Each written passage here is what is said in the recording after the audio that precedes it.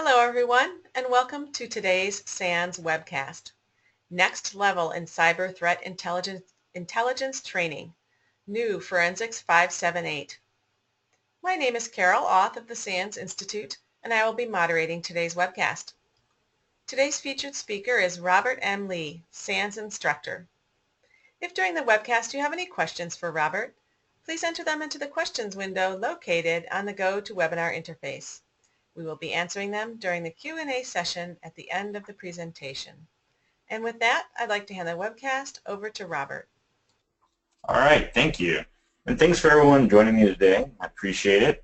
Today I wanted to talk about the Forensics 578 class, and specifically a number of updates that we just got through making that are going to go live in the next run, which I believe will be SANS FIRE, and then roll in after that. So let's get started. Real quick, I always like to do this on the forensic ones, an ICS, an industrial control system side of the house. Folks know that there's just me. However, on the forensic side, there's two of us. So Rob Lee is Big Rob, Rockimus Prime. He is the DFIR lead, so he's been here forever. I'm the new guy, right? Robert M. Lee, so the one on the left. Just noting that it does get a little confusing. Rob and I both were Air Force officers doing the cyber and intelligence missions. Both of us graduated from the same college. Both of us are Denver Broncos fans. Both of us have backgrounds in forensics. It's a little much at times, but it's a fun thing to keep calling it SANS. No way that you could possibly ever get confused, though. Not a chance. All right. So why did we need a course on threat intelligence? Oh man, so threat intelligence itself is at a serious turning point, and I would say to a very interesting point in its development in the industry today. So for a long time, threat intelligence has been around. Intelligence has been around long before the word cyber was ever thrown in front of it. So it is a tradecraft and skill in of itself. However, over the last 7 years, and really the last 3 or 4, we've seen a huge uptick in not only the requirements of threat intelligence, but also in the market. And a lot of folks are coming out as industry experts. Their backgrounds sometimes are a little telling of their expertise, to put it nicely. And we are at this pivotal point where the industry and the community could turn to a point where it's mostly marketing jargon and fear, uncertainty, and doubt or FUD. And so we really felt it was time to create a class. It's a very hard thing to do. A lot of the technical training classes at SANS are very, very intense. But this is a different class. It's a class really where we're talking about analysis and putting together technical concepts in a unique way. And things like defeating cognitive biases. So a lot of different topics, and so it was a really interesting thing to do, but it was needed. And so why was it needed? Well, we started seeing a lot of stuff like this, right? Is this threat intel? So I use ThreatBuds map here. Obviously they do it as a joke, but there's a lot of people that don't do it as a joke, where we have these beautiful little attack maps. People are like, oh yeah, it's the latest in cyber threat intelligence. I've seen them called threat intelligence attack maps. I always love doing this where people that are still convinced that this somehow adds any value to security whatsoever, which it does not, and people will argue, well, it's management can't be. That's not appropriate. When you look at these maps, I'll usually in class load up all of them. Every company seems to have one. And then I'll just turn off the Wi-Fi, and they keep going.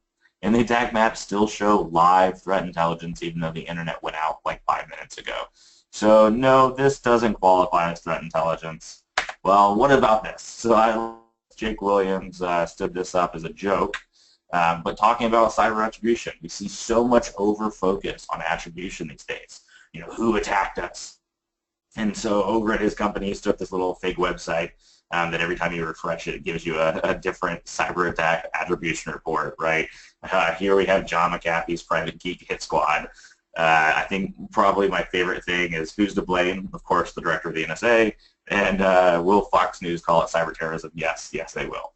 So when we look at this, and this industry focus of attribution, I do believe attribution has its place, and I'll show in the next slide where it really does matter. But on a tactical level, it's usually not what it's about. Usually, what we want to be able to do is analyze the data that we have in our environments and make it more useful.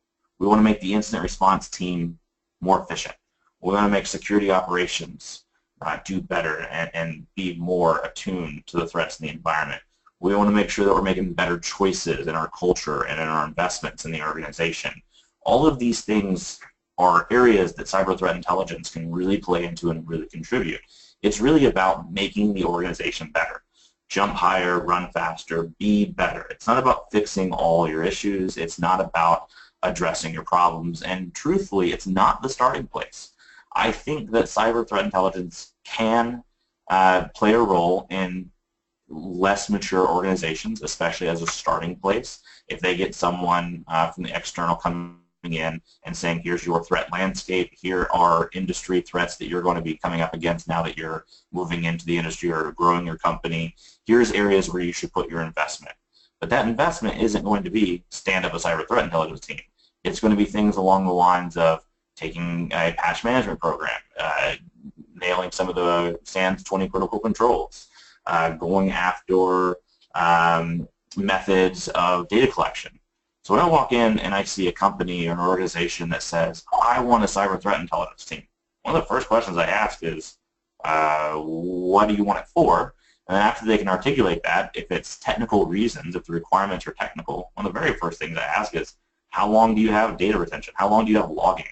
Well, we have 24 hours of logging. Okay, go back and do something else before threat intelligence, right? 24 hours just isn't going to cut it.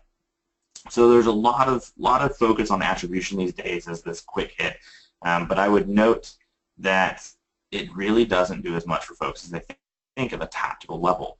When we have China on the network, people think, oh, they're going after intellectual property. And if I say Russia's on your network, oh, military preparation. U.S. is on your network, oh, some sort of espionage. You have these preconceived notions, or maybe you don't, but a lot of people in the industry have preconceived notions about attribution and what that means with the threat they're dealing with. Unfortunately, that can bias us because a lot of those preconceived notions are just our views of previous reports and campaigns. It may not actually be the right team, or more importantly, it's not the only team. It's not like countries only have one APT team that represents their entire country. Everybody's got multiple teams with multiple different requirements. And so it can actually be a little bit problematic at the tactical level of doing incident response and security operations to over-focus on attribution. So when is threat intelligence done right? So I threw up this image on the left from Kaspersky and another one from FireEye about APT28, or the SOCIC group. So this one I find to be extremely interesting and a good example. So here on the left-hand side, we see data that obviously came from tactical, right? It came from a more in-the-weeds kind of approach. We see an understanding of the dropper, the malware, the command and control server that it was using. We see information about it infecting a system. And from that malware reverse engineering, from the analyzing of intrusion data, you can extract that out to more high-level information, which FireEye has done in the next little image on the lower left, where it talks about the malware and the capabilities and the TTPs that the adversary has, who it's targeting. Here we see Eastern European governments and militaries, NATO-related organizations. Then on the right, they show some of the Russian attributes of why they think this might be related to Russia. All these individual pieces you could pick apart. For instance, down at the bottom, the compile times align with standard workday and UTC-4 time zone, which includes major Russian cities such as Moscow. If that was your only piece of evidence, that would be awful. That is a horrible piece of data to say, oh yeah, well, it's UTC-4. Okay, well, some people work night shift, and UTC-4 is a large part of the world. But that in conjunction with all these different little pieces of evidence, of victim analysis, and Russian language indicators, and TTPs, and geopolitical events, all of these things together gets them to a position where they can make an assessment that they believe with high, medium, or low confidence that Russia was involved with this campaign. So we see this theme of individual pieces of data. All those individual pieces of data are from your environments. So Kaspersky, FireEye, Alien Vault, Trend Micro, name your big player, Microsoft, they all do amazing work, but a lot of the data comes from your environments, right? It's because that endpoint security solution or antivirus in your environment is beaconing back and telling them information, and that's a good thing, but it's your information. You should be taking advantage of it as well, and that's really what we'll focus on in the course. That's really what I'll sort of walk you through next, but I just want to note that that's where it comes from. It's individual intrusions of the adversary, their activity and efforts into your environments that can get patterned out, extracted, instant response data, malware analysis, all sorts of good technical data, then gets put into a position where analysts will analyze it. And then we see the outputs. So there should be technical outputs and security measures and defenses in place. Well, let's look on the right-hand side. This was pretty unique. So the German government, their intelligence agency, that came out and specifically said at the beginning of this year, electronic attacks controlled by intelligence agencies from Russia have targeted the Bundestag, have targeted the German government. That is, in many aspects, very, very unique, where a German government agency specifically comes out and attributes the Russian government and says that the Russian government is targeting them. We are going to see more of this. And it's going to happen with or without great data. And so we need to make sure that we have analysts that can properly interpret the totality of data and intrusion data to come up with ideas and information and analyze it out correctly.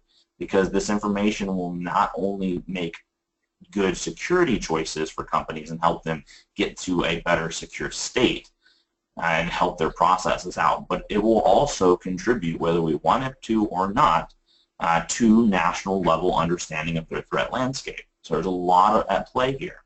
And so we want to make sure that we make the analysts that can do this correctly. Because if you just take UTC +4 and the fact that there's a Russian command and control server, that's not good. That's not enough for attribution. But again, all of this data combined gets us to a place.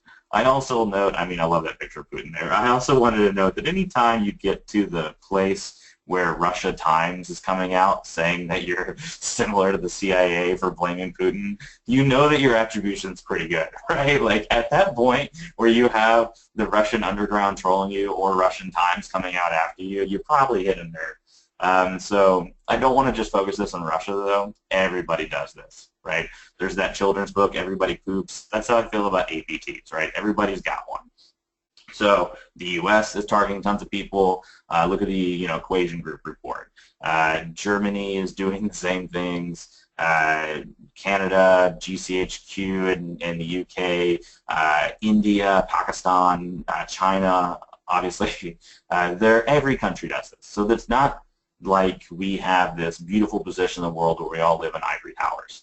It's about protecting our interests, our data, our information, our companies and organizations. So we need to be able to get to the point where we're taking advantage of our data and taking advantage of what's available out in the open source, out in the larger world, to make both tactical level understanding and changes to the environment, as well as strategic level understandings, organizational or national changes. So why we made the course. When we looked at the industry, when we looked at where cyber threat intelligence was going, it became obvious that it needed a course. We were getting in a position where, and there is no blunt, or I guess there's no easy or nice way to say this, we were getting in a situation where there were a lot of people who were claiming to be experts in a field that really doesn't have experts, just has analysts and a learning process. Getting in a place where folks were really, really just filling the industry with a lot of fake knowledge and really biasing folks about threat intelligence. Thinking that a threat feed with just had random IP addresses and random MD5 hashes was somehow threat intelligence. So we really found that it was time to make a course whether we wanted to or not. Mike Cloppert, author of the Cyber Kill Chain, actually started out with this. So him and Big Rob Lee, the other one, Rob said, hey, we probably should do something. I trust Mike. Mike started it out probably 2 or 3 years ago now. And really trying to get this course done correctly. He brought on Chris Sperry, and then he brought on myself, and decided that we had to do this. I have to admit, the first time I heard about making a cyber threat intelligence class, I backed out. I was like, I don't know about this. Because when I do my industrial control system class, the ICS515 class, that's easy for me. There's technical knowledge, there's documentation, I can talk about logging in a control system environment, I can talk about threat hunting in a control system environment. A lot of good things I can point to. In the CTI industry, in the CTI community, it's a lot of tribal knowledge at times, not all of it, but also it's a lot of analysis and thought process and discussions, which is not an easy course to go about. So I was a little bit intimidated at first. Mike Clapper talked me through it, luckily, and so we set out to make this. Was one of our goals right in the center there, the big goal was produce peers. I wanted to make sure, Mike wanted to make sure that when we picked up the phone and called an organization, that the other person picking up the phone on the other line, if they're a cyber threat intelligence person, that we could have a conversation. We could get the terminology correctly, we get the lexicon correctly, and even if we disagreed about core concepts, that we had enough common ground to move the industry and move our organizations forward. So a lot of that's also developing and enhancing analysis, because again, that's a lot of what this comes down to. The course is technical. You will be doing technical things in Forensics 578, and you better have technical knowledge coming in. For instance, I don't have time in the class to explain incident response methodologies. You should cover that in an incident response course. Cyber threat intelligence to me is where you go towards as a capstone. But the thing is, we're not going through a lot of technical material. I just need you to have technical knowledge because we need to develop and enhance those analysis skills. A lot of it, again, is to avoid the FUD in marketing. I really like our vendor community. Our vendor community helps out a lot in a number of ways, but I also hate the idea of vendor marketing driving the discussion and driving terminology. So whereas there's companies that I can name that I really like their products, their services, and their people, I have to admit I'm not a huge fan of how this industry gets marketed, although I can point to a couple companies who are very, very good at it in a good, responsible way. And another thing is to take incident response and security operations to the next level. We don't need to be playing whack-a-mole and then handling each intrusion as if it's its own island. There are adversaries who are targeting organizations in multi-year campaigns, multi-month, multi-year campaigns, and the individual intrusions tell a story. And there's patterns there to be seen to be able to anticipate good security changes as well as making incident response and security operations quicker and better and more efficient. But that last bubble there, the fact that the threat is human, that's huge. When we look at technical things, we look at malware on the network, we have controls for that. We have critical controls from SANS, we have endpoint security solutions, we have passive defenses, right? But when we're talking about advanced threat actors, we're talking about funded teams, it's the human threat. It's not that ransomware is happening on your network, it's that there's a person on the other side of the world, on the other side of the keyboard, targeting your organization. And so where technical controls can defeat malware, technical controls can defeat certain capabilities, it really takes the humans to counter the humans. And we need to learn and extract out that human fingerprint in these different intrusions and campaigns to get a really good understanding of what we're dealing with. So the original course structure was pretty straightforward. On day one, it was cyber threat intelligence for intrusions, really talking about intrusion terminology and a lot of focus on the kill chain with some understanding of the timing model. The kill chain, most of you have probably seen it before, it details out steps that an adversary takes to compromise an organization. It's not a one-size-fits-all model, but it helps structure data into different categories, different buckets. Intel analysts love buckets, right? So it makes it where you take different pieces of technical information and categorize it in a meaningful way. The diamond model is a wonderful model put out that takes this approach of looking at 4 key events that take place in any sort of adversary activity when you're looking at the adversary, their capability, the infrastructure they use, and the victim they targeted. So we take a look at these 2 models, and then on day 2, it was a really deep dive into all kill chain. And so it was an incident response view of kill chain analysis. So we would walk through in the class, and then labs to support it, but mostly in the class discussion, going through a scenario where an actor compromised a network and looking at each phase of that kill chain compromise so that folks can get sort of an understanding of where we were in the industry and what type of data is made available to us from incident response and security ops. Day 3, switched into campaigns and open source pivoting, discussion about campaigns, campaign heat maps, and link node analysis, talking about how to leverage open source data sets. Day 4 was collecting and sharing intelligence, a lot of understandings of indicators of compromise, moving into more sharing formats and even reports. One of my favorite exercises that is staying in the class is this critical evaluation of reports, where we take threat intelligence reports in the industry and we crack them open. And now with an understanding of how they're supposed to get made, getting to the level that we look at them and we critique them. We say what's good and what's bad about these reports, what kind of cognitive biases are being displayed, what kind of leaps in analysis are they making. And then in day 5, which is still my absolute favorite day, you know, all days are great and wonderful, but day 5 is therapy for me, looking at defeating biases. It's taking all of these horrible analyst logical biases and cognitive analyses and just ripping them apart and trying to really focus folks on being better analysts. And that was good. I liked the course, especially for putting it together in a young industry. It was extremely well received. So the feedback was actually really positive. We had folks from all sorts of different companies and countries coming out and saying, wow, you know, this is awesome. I definitely got better. You know, I love the quote down the bottom. You walk out different and start seeing everything from a different perspective. You know, just really, really good feedback. But although the students were having a great time and learning a lot, I really wanted to try to make the class better. And I think that that is a problem for any analyst that writes a report, that writes a class, that does a book, anything. You always go back and look at it later and go, man, I could really do this differently, I could do this differently, and you sort of critique it. And you have to be very careful about that, because it's true that you don't want to fix what's not broken. But when I was looking at the class, although the feedback from the students was very positive, there were 3 things that I really saw that I wanted to change. So we're forcing changes. Number 1, Mike Clopper and Chris Berry came on. They were the original vision with the course, and they brought me on when we all authored the course together. But they weren't staying around. So Mike Clopper and Chris Berry, as an example, have extremely busy lives. Mike is sort of one of the industry graybeards, right? He's just extremely intelligent and doing some really amazing things.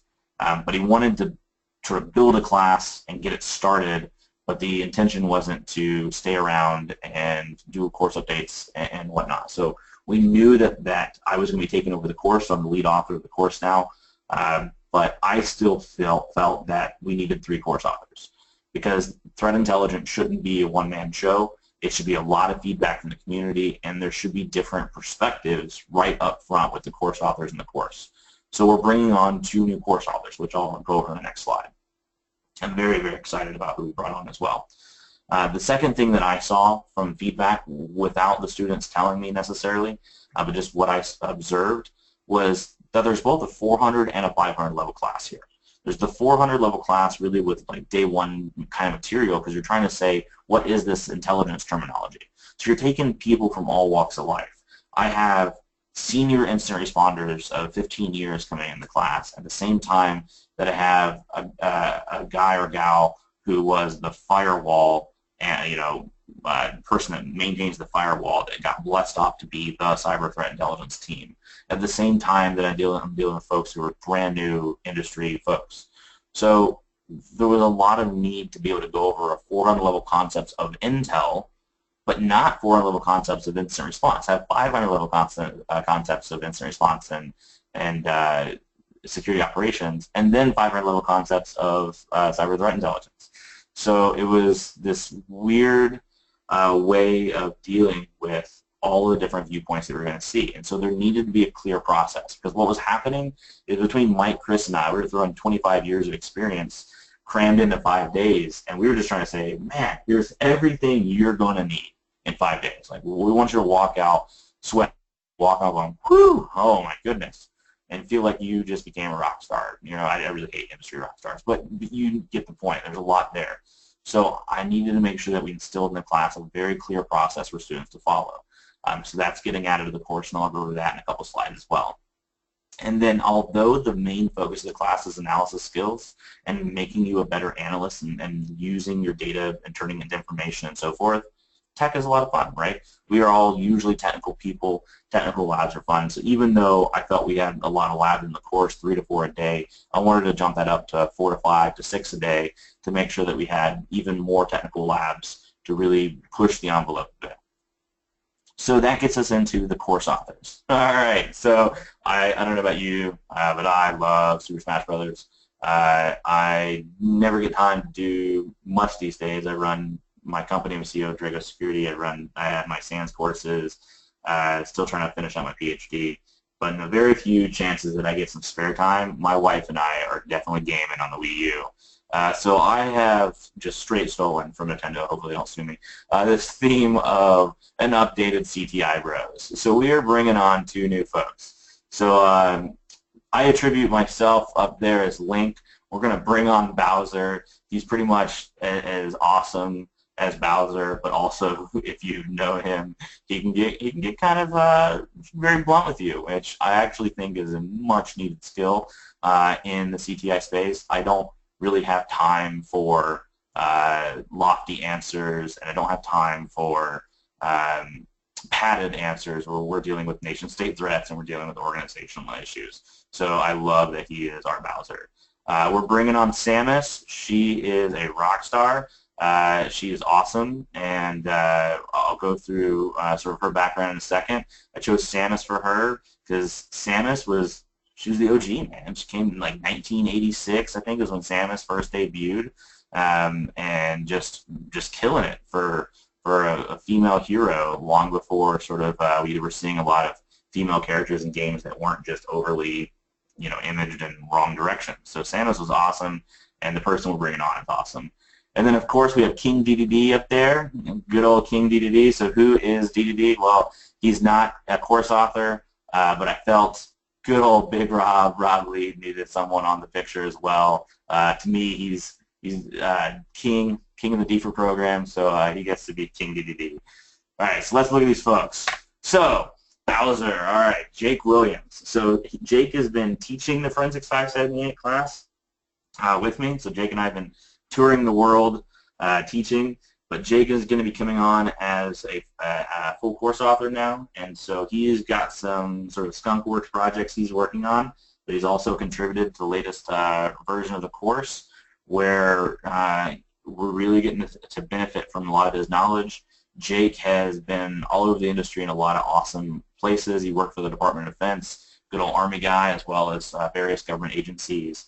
Worked as malware reverse engineer in various locations, security analyst. He runs Rendition InfoSec, Rendition Security.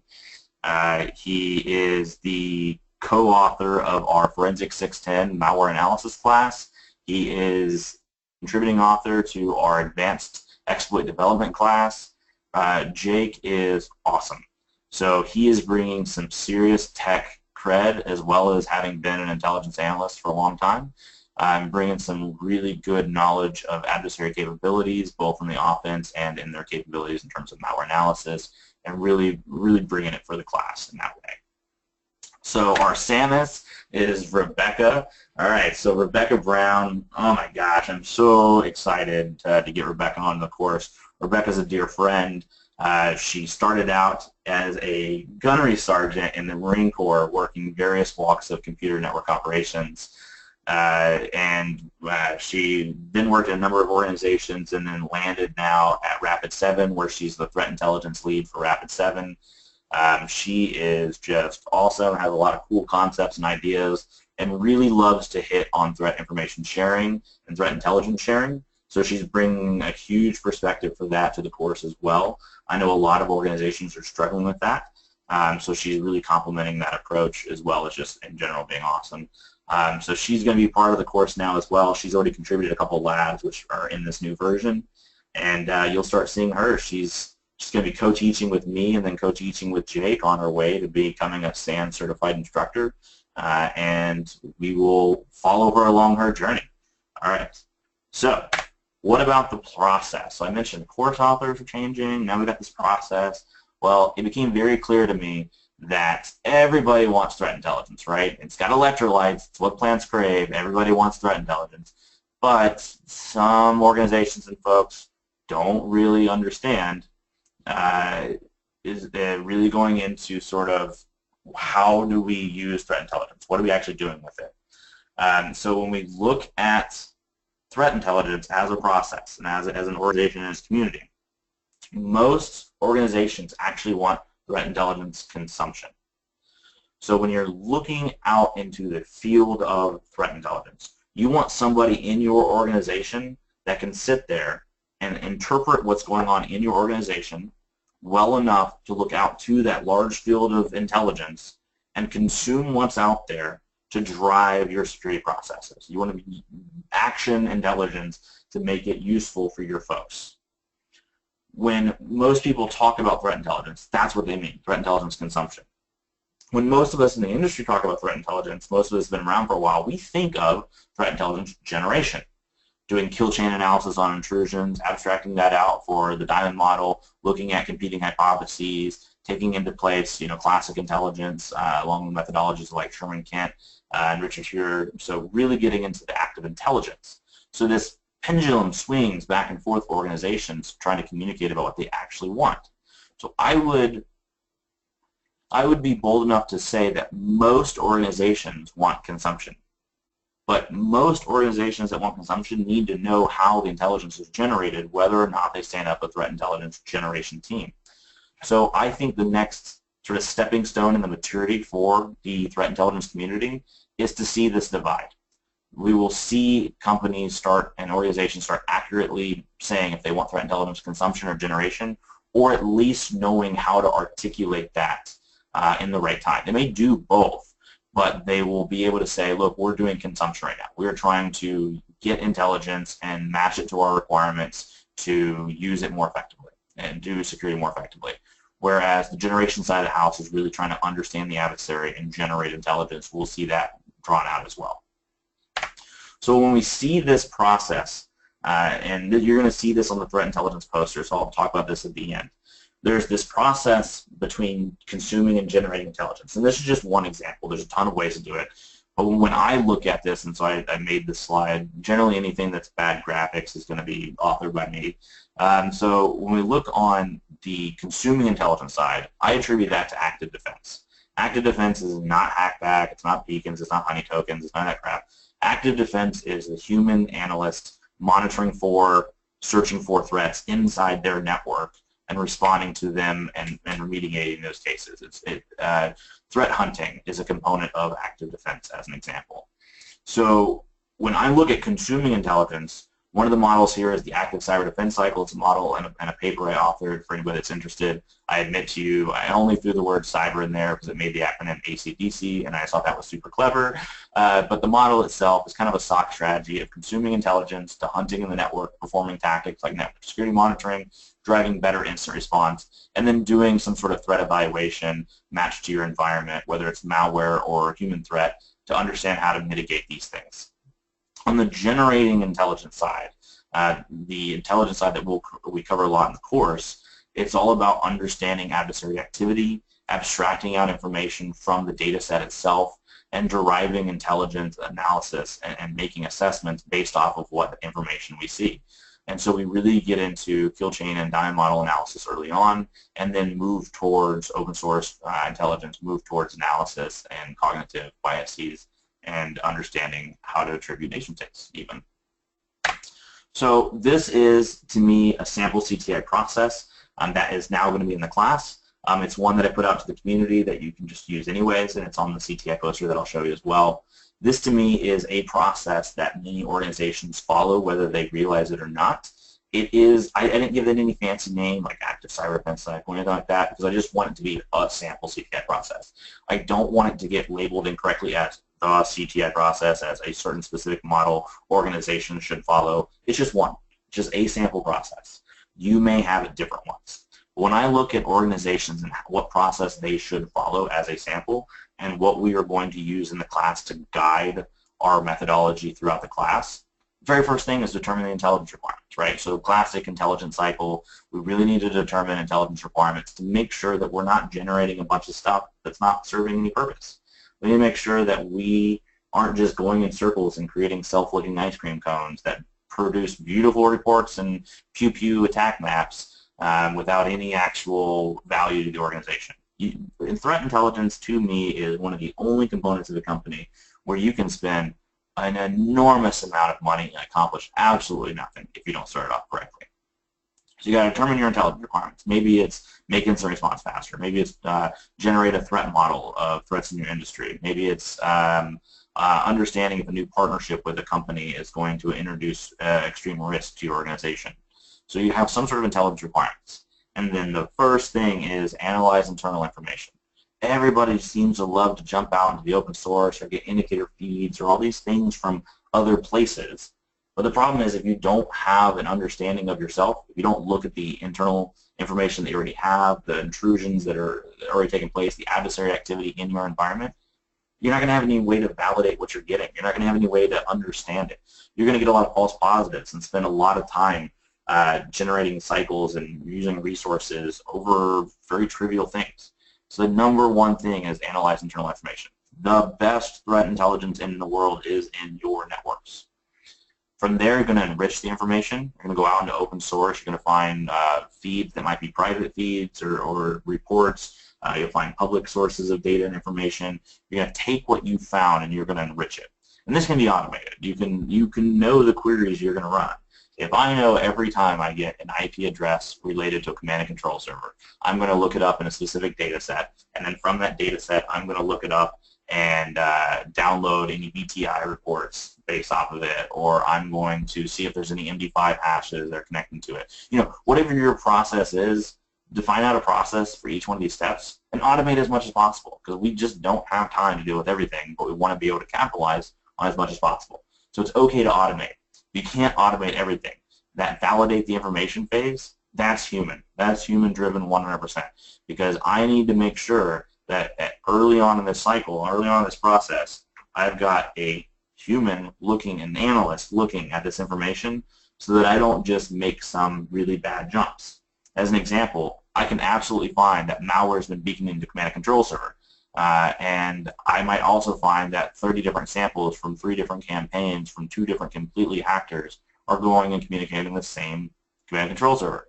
Well, I need someone to deconflict that for me, and I don't just want to have an automated analytic to do that. And I really want to make sure that I'm not driving bad intelligence. I've seen in the government, so I mentioned that I previously worked in the Air Force, but as an Air Force officer, I was actually loaned out to one of the intelligence agencies, and I have seen lots of classified, top secret, whatever kind of reports built entirely on really bad data.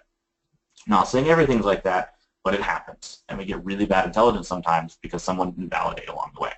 From there, we want to store the information. We want to make sure it's accessible. I always tell folks in terms of threat intelligence, choose the format that makes sense for your folks. I like YARA. We use YARA in the class. YARA is a beautiful format for technical analysis, for technical indicators, especially related to malware. But if my incident responders are using OpenIOC, I'm not going to walk in and be like, you guys need to change, use YARA instead. I'm going to say, hey, here's the information you need in OpenIOC. I'm also going to keep it in YARA, and I'm going to host a brown bag lunch session to go over why YARA is better for these specific use cases. And I want to make sure that I'm contributing and to change the organization too much, not too quickly at least. So we'll store the information in a useful mechanism. It could be in a platform, it could be in a database. Wherever I want to store it, it's an option for both the analyst to keep track of what they're doing and for people that need the data to access it quickly. I will specifically look for abilities for analysts to store long-term data. Because a lot of the big campaigns we'll be looking at, a lot of the APT kind of focuses on organizations, they take a long time. I always love to look at reports. It's like 2 weeks ago we found this activity, and we've attributed it to Russia. No, you didn't. Right? This is a long process. We're talking months and years sometimes of analysis and data. So you need to be able to store long term. Now, next we need to share the information, but I want to note a couple things here. Number one, share internally first. So I put it in the right formats and make it accessible to folks, but that share the information phase is really where I'm pushing it. I feel pretty good about the information. I'm pretty good about what we're generating, and I try to share it internally to the organization to make my organization better first. Then I look to share it out to the larger community. We have a fad of the month of sharing threat information, and I love the idea. And I'm going to be one of the naysayers real quick, and I don't mean to rain on anybody's parade who's doing a lot of good work here. The Information Sharing and Analysis Centers, the ISACs as an example, doing wonderful work. But I would note that sharing information, oh my goodness, this is towards the end of the process. You in no way should start looking at data in your environment and be like, wow, we should share this immediately. Well, if you haven't validated, if you haven't enriched it, if you haven't made it available to your organization, you could absolutely screw up other people. You could have organizations going off of your data, and you're going to get voted off that island quickly. Back in the government, another sort of use case is there was entire intelligence teams that went into the spam box when they emailed us their reports because we knew that they were just making really brash assumptions very quickly. So your reputation is huge in this industry. The other thing I'll note is we see a lot of this focus on automatic indicator sharing. Well, make sure that there's enough context with it to make it useful, because what I see is good information and good intelligence is such because it has had good analysis, enrichment, validation, etc., and coming from good sources. It's not that there's a lot of it. I rather less indicators, less reports of higher quality than millions of indicators a day. But that's usually how we rank things like fees. Well, how many indicators is it issuing a day? Well, I don't care. How many good indicators is it giving me? How many good understanding of tactics and procedures am I getting? Because I'm going to make changes in my organization based off this. I'm going to drive security changes off of this. So it better be good. So I'll get off this now, but I would just note there's way too much focus on sharing. Walk before you run. You've got to get it right. And then when we get to the place where we come back to sharing because we're actually doing correct things, then we can really excel the industry. And then finally is productizing the information, so turning it into an intelligence product, right? So this whole process is an intelligence process, but the ending goal is an intelligence product. It could be an assessment. It could be one of those beautiful reports that talks about adversary activity. It could be attribution to nation-state programs for strategic value in a nation-state. It could be investment prioritization for organization, TTP briefings for the incident responders, threat models for the organization to understand the threat landscape. Whatever it is, it's the end goal, right? We don't have to take everything and turn it into a product. And this is where I think folks sort of mess up a little bit. If you get good indicators and you know it shows bad activity and you don't think it's something that's constantly hitting your organization, but you need your incident responders to have it, great. Give them the indicators, let them go, do better things, document what you have, because you never know if it comes back later, but you don't have to turn it into a beautiful report, right? So productizing the information into intelligence should be a subset of what goes on. When you look at it like a funnel, there should be very little intelligence coming out at the end from a whole lot of data coming in the top. All right, so that brings us to the new labs we also have in the class. And then I also threw up these tools specific because most of them are at least free versions available, if not open source. So we go through 3 different lab scenarios in the class. I wanted to overwhelm folks with different scenarios because as a threat intelligence analyst, you're going to be dealing with lots of different scenarios. So day 1 and then again on day 5, we look at an APT compromising an energy network. So there's a network with control systems and that APT actor compromises it. Students on day 1 are going to take a tactical to strategic look at it, everything from the incident response view to the indicator to compromise to the threat report to the threat model. And then on day 5, we're going to come back to it and actually do nation-state sort of attribution on this campaign. It's a real threat actor as well. And the second campaign we're dealing with is on day 2 and 3. It's the APT compromise, targeting intellectual property in our organization. There's a kill chain walkthrough that we do, but we end it a lot earlier than we used to, and we jump right into the enriching and validating and pivoting off of that information into open source and continue that into day 3 where we define it as a campaign and understand the impact to the organization. And then the third one that we deal with is a crimeware campaign, not APT, targeting point-of-sale systems. And we look at provided output. So I speed everybody up. Basically what we did in day 1, day 2, and day 3, I don't make you repeat. So instead I just give you all the information, the output, as if you had done it the same way. And then we start from there and look at storing and sharing that information. We've added a number of labs that cover now more YARA, threat miner, threat note. We're looking at the Varus framework for threat modeling. There's a lab now specifically interacting with 6 format and 6 output. And then we added a couple Maltego labs for enriching the data and sort of storing it in a nice visual framework. So the new core structure, and I'll brief through the outline here, the new core structure is that on day 1, we're going to look at the tactical, operational, strategic levels of threat intelligence. The different levels of threat intelligence Sometimes this gets confusing for folks, and some people just have legitimately different views, which is okay, but my view is that the levels of threat intelligence are dictated not by the type of data, but by the audience. So in other words, there's no technical threat intelligence to me, right? Technical threat intelligence doesn't make sense. But, oh, it's an IP address. Okay, I can show an IP address to a CEO and their head's not going to explode. But I don't want to give them an output of a threat feed. I want to make sure she has information around it and why it's important. So the tactical, operational, and strategic levels are based off of the audience that you give the threat intelligence to, who's consuming it. So on day one, we cover the whole stack. We look at it. Then we start from the bottom and work our way here, right? Do a little bit of Drake. So day 2 to then day 3, we look at tactical bridging into operational. Day 4, operational into strategic by the end of the day. And then day 5, lots of strategic, and then coming back to a lot of the analysis and things like competing hypotheses.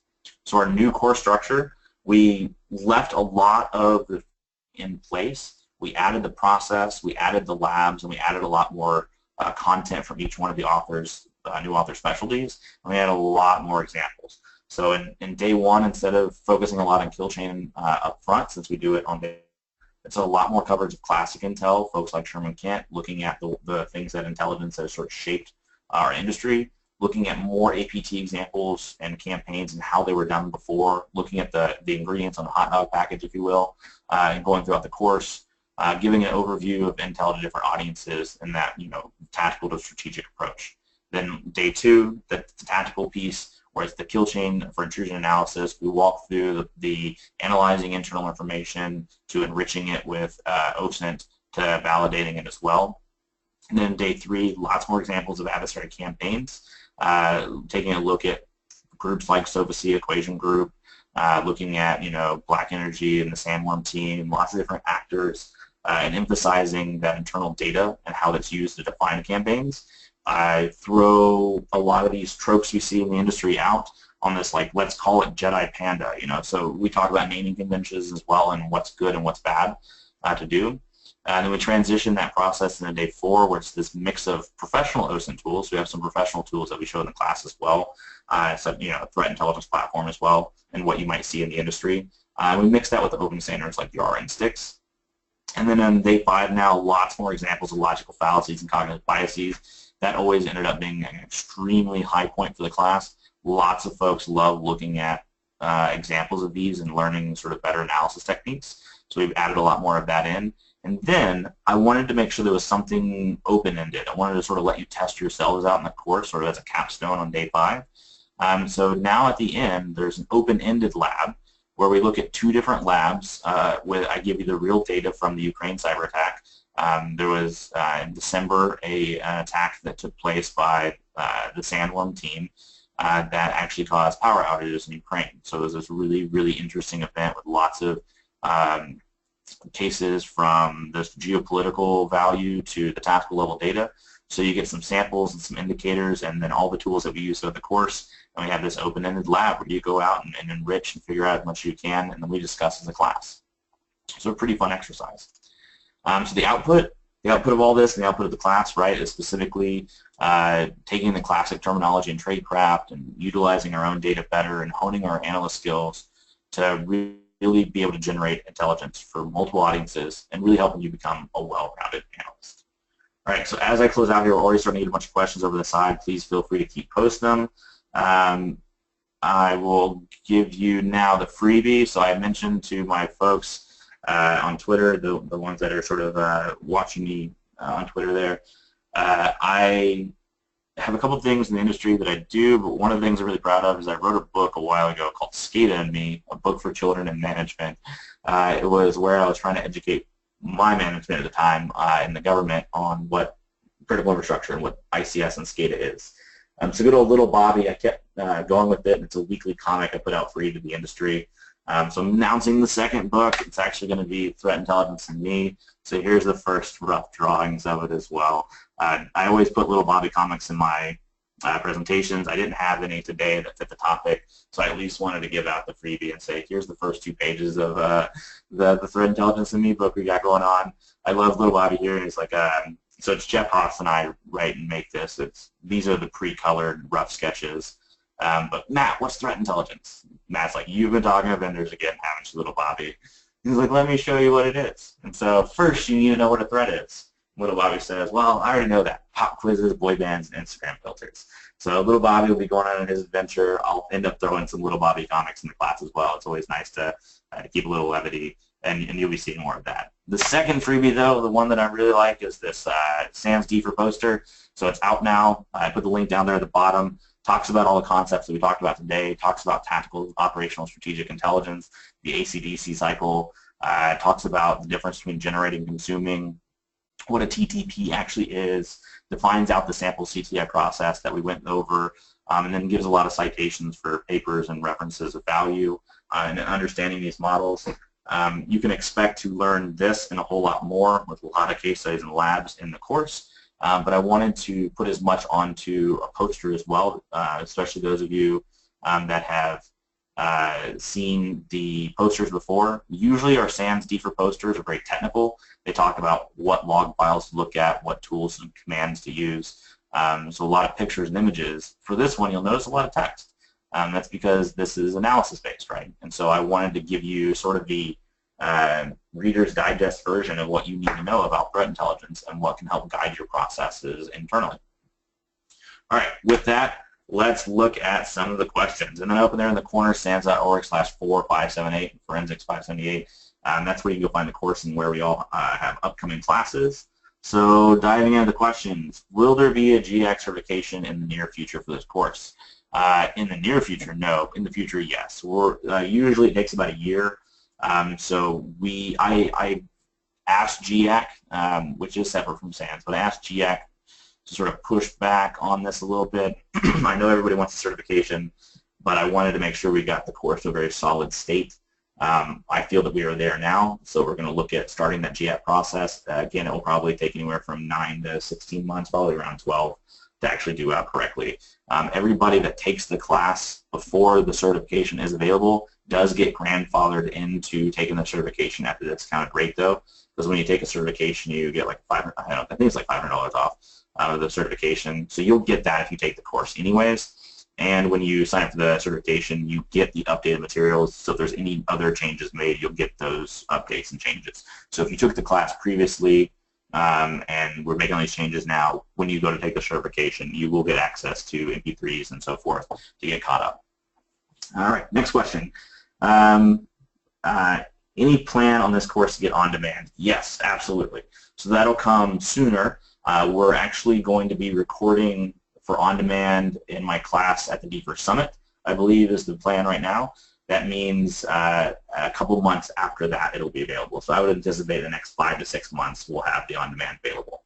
On demand is always a nice option, especially taking it at your own pace. 5 days, it's definitely a water hose, a fire hose, if you will. So it is nice sometimes to be able to take the on-demand option or just bundle it with the class to be able to digest it slower after the class. When are the changes to 578 available? I plan on taking this course this year. Awesome. Look forward to having you. The changes are immediate. So we've been working on them for a while now.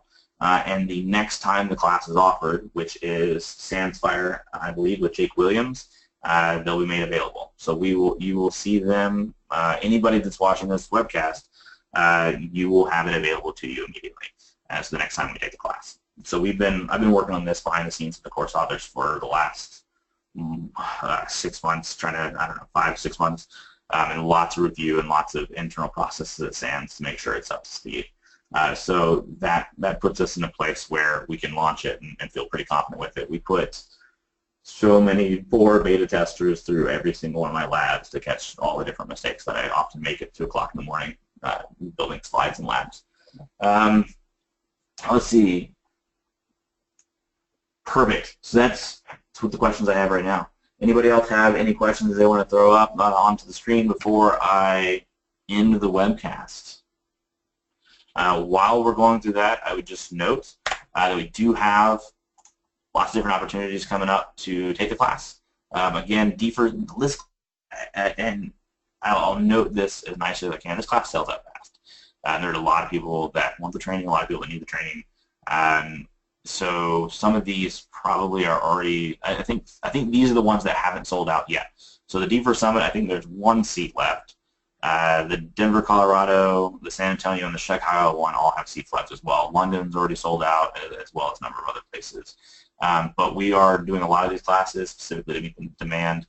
Jake, myself, and Rebecca are making our world road tour. So come out and see us. Also, come out and see us at the DFIR Summit if you haven't signed up already. Austin, Texas, got an awesome lineup of technical presentations as always.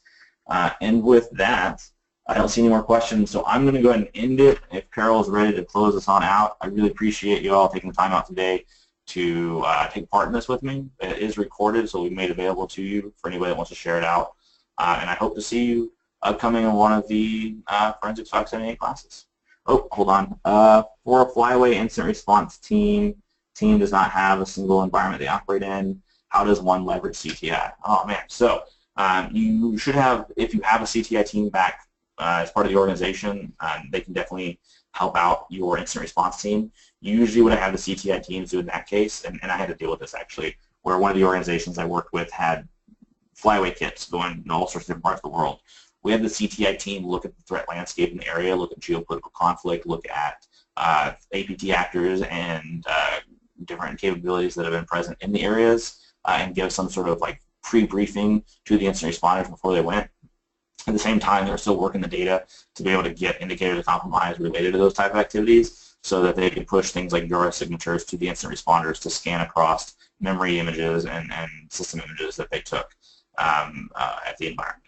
So CTI for the flyaway incident response teams usually is pretty tactical for the indicators, up to operational for sort of understanding the campaigns. The incident responders probably aren't the ones that are going to be briefing the strategic level threat intelligence processes and analysis to the organizations that are getting the incident response, but they can. Usually you'll take a CTI person with you, an analyst, to actually do those threat briefings to the executives. Cool. All right. That is my show for today. Thanks so much for tuning in. Carol, over to you. All right. Thank you so much, Robert, for your great presentation, which helps bring this content to the SANS community. To our audience, we greatly appreciate you listening in. For a schedule of all upcoming and archived SANS webcasts, including this one, you can visit sans.org/webcasts. Until next time, take care, and we hope to have you back again for the next SANS webcast.